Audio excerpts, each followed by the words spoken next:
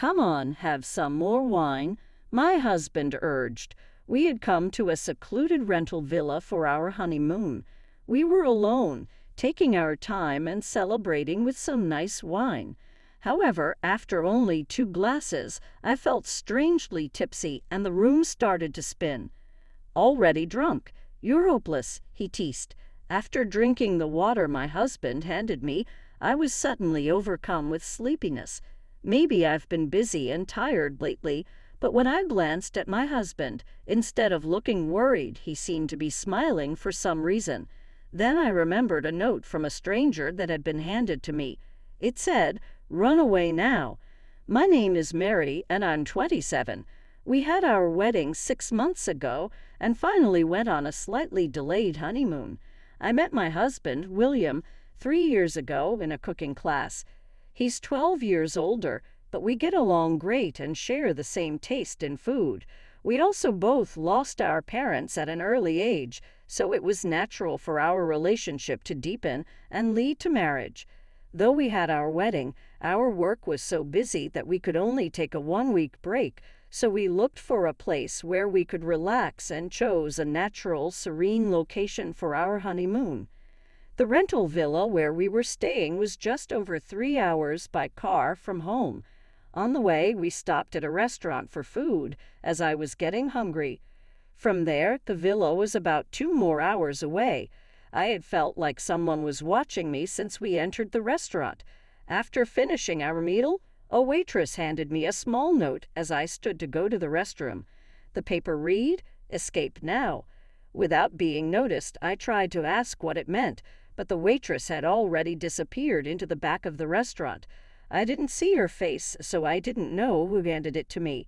I thought it might be a cruel prank, but when I entered the stall and looked at the note again, there were digits that seemed to be a phone number. What on earth is going on? The excitement of our honeymoon suddenly gave way to an uneasy feeling.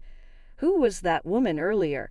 Driven by a desire to find the woman and inquire about the note, I heard voices from outside the restroom.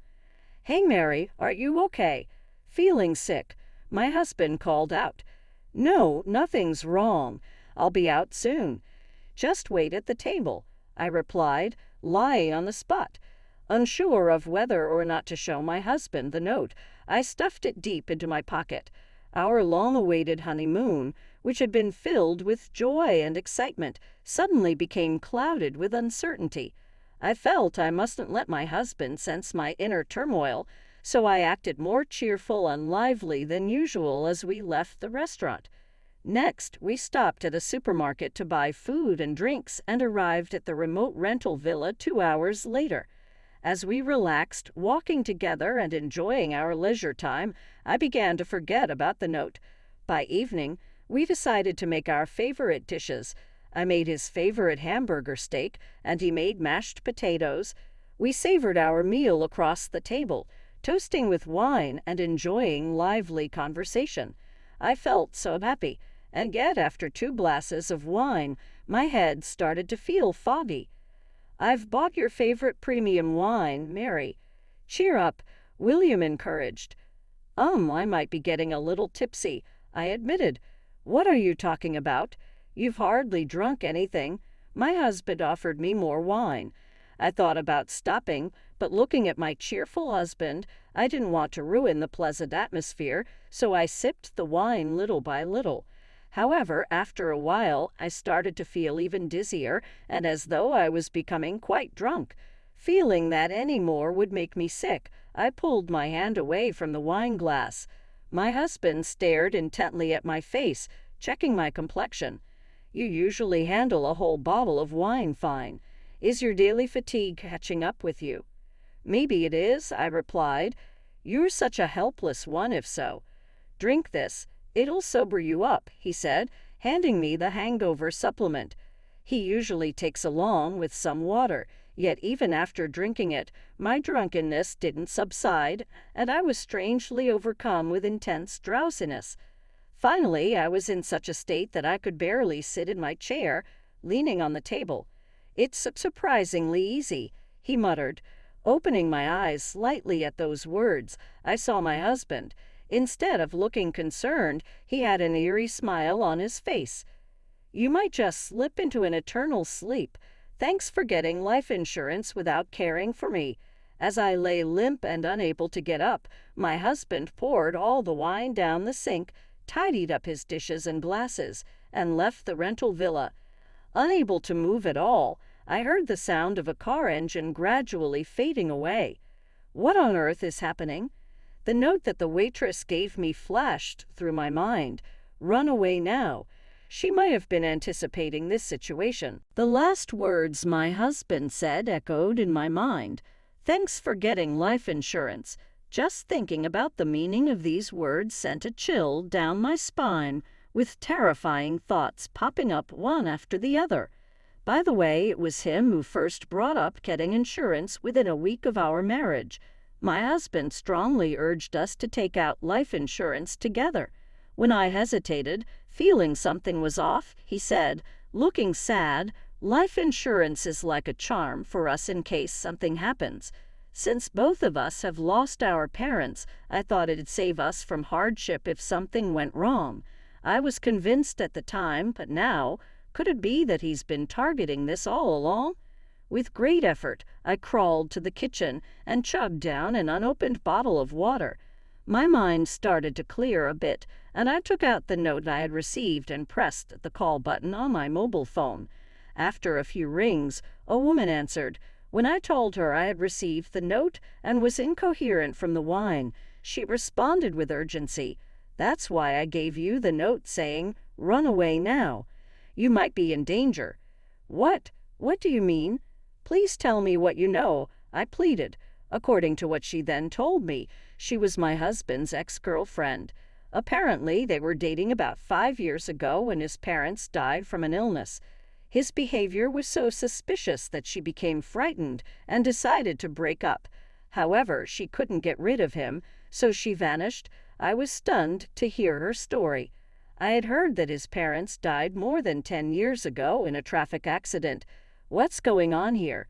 So when we entered the restaurant, she was incredibly surprised. She hid in the back of the shop so we wouldn't see her. I wasn't imagining the feeling that someone was watching me during dinner. The waitress must have sensed that my husband was up to something and handed me a note when I went to the restroom, wanting to help with all her heart. "Thank you for giving me the note. I can't thank you enough. It must have taken courage," I said. I heard her sobbing on the phone at my words. "I can't believe this. I can never forgive this." Contrary to my gratitude to her, I was terribly shocked to find that my trusting husband had betrayed me. Gradually, I became consumed with anger. "I have to punish that man, no matter what," I said without thinking. She replied, "Of course," but I had a plan. Carrying it out might put me in even more danger, but I couldn't just let things go on like this. I was determined to make him realize his wrongs. About 2 hours later, I heard the sound of my husband's car engine returning. After the phone call, I had fallen ill again and was lying on the floor. I could see my husband, still wearing his shoes, entering through the door. He slowly approached me, crouched down in front of me, and gently put his ear to my lips to check my breathing. "Damn, she's still alive. She's stubborn. I should have made her drink more," he muttered. "What does that mean?" I faintly whispered, and he began to speak with a defiant smile. "I'll tell you as a gift to the dead. You know I hate working, so I made my parents drink plenty of alcohol to quickly get my hands on some money. Then I made them drink the supplement I made and gave to you. Ha, I married you because you had no one else, and now the life insurance money will be all mine. Since the premium is $500 a month, I might get around $500,000. I'm thrilled." I felt a chill as my husband's cruel words sank in. "You won't have your way," I croaked. "Don't act tough. You can't even move. I'll take all your savings, too. Now I'll send you to the afterlife right away with this," he sneered. My husband then took out several of the supplements from earlier. It sounded like he was dissolving them in water, with the noise of a glass and stirring. He grabbed my hair, lifted my face, and poured the mixture into my mouth. "Stop it. Come on. Gulp it down. I won't hold back this time. You'll be in the afterlife in no time."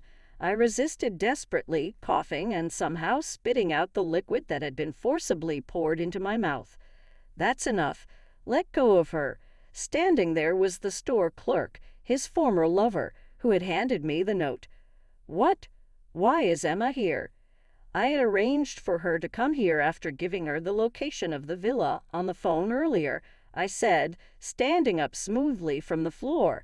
My husband looked completely baffled. It's true the wine affected me quickly, but I had felt something was off when he gave me the supplements. While I was drunk, I made sure not to swallow them. You must have thought I'd come back here to check what had happened to me. Damn you, you tricked me. I'll never forgive you. I'll wipe both of you off the face of this earth." He roared recklessly. He grabbed the poker next to the wood-burning stove and approached us. "Stop it. Screaming won't help you here in this deserted place. Now, which one of you should I finish off first?" he said, swinging the stick in his hand, shattering mirrors and vases in the room. Just as I couldn't escape any longer, my husband stood in front of me, raising his arm to strike. At that moment, the door banged open with a loud noise, and the police burst in. His former lover had been watching the situation from the next room and had called the police. It was a close call, indeed. "That was a close one," I muttered with a shocked look.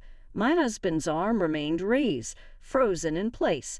I took the opportunity to turn off the recording button on the mobile phone I had propped on the shelf and handed it to the police. "I've recorded everything in here. This should be enough evidence, right? Oh, and the supplement I pretended to drink. They can use that as evidence, too." What's going on?" My husband stammered. "Actually, I had called the police after my husband abandoned me, but they didn't take me seriously because I was slurring my words, thinking it was a drunk joke.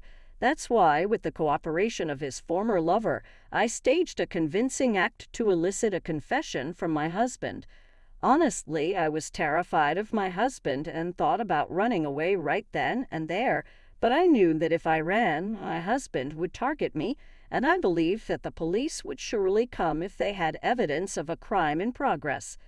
This is just a little marital spat, not something to bother the busy police with," he said, tossing the stick he was holding onto the floor and scratching his head.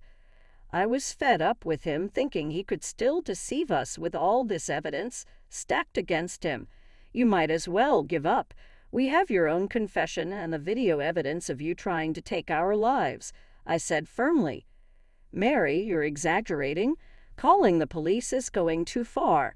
I'll apologize, so don't be mad. I wouldn't really harm you, would I?" "There's no way," he pleaded. "I can't believe you now. Besides, I will have everything investigated thoroughly, not only about this incident, but also the death of your parents." "That's such an old story, and there's no evidence," he retorted, seeming to think that he wouldn't be charged with a serious crime if caught just for this incident. Then the ex-lover, who had been silently observing, spoke up. "I'm not sure if this will be helpful, but I have recorded everything he said at that time and anything that seems to be evidence." No way. I don't want to waste my life over something like this," my husband stammered. My husband tried to escape, but he was quickly caught by the police, handcuffed, and taken away in a patrol car. He shouldn't be able to get out of detention for a while. Watching the patrol car get smaller, I felt a release from anxiety. "Emma, are you hurt?" I asked. "I'm fine, but I was scared. We don't know what would have happened to us if the police had arrived a few minutes later. I knew my life was in danger, but it was all to expose this man's deeds. Thank you for courageously giving me the note. If it weren't for you, I don't know what would have happened to me. I owe you my life." "No, I think it was resolved because you believed in me and Mary acted without considering her own danger. I'm just glad you're safe. This should ease the pain of losing my innocence, but it was indeed a terrifying experience. Afterward, we couldn't stop trembling for a while." Soon my husband's attempts on my life and his taking of his parents' lives would be exposed. Of course, I'm divorcing him and canceling my expensive life insurance policy. Now all I have to do is wait for him to be judged. I'm scared but truly relieved that such a terrible person was not left at large. I'm hoping to find someone I can be with for life, and I'm learning from this. Please be careful with men who try to sell you life insurance.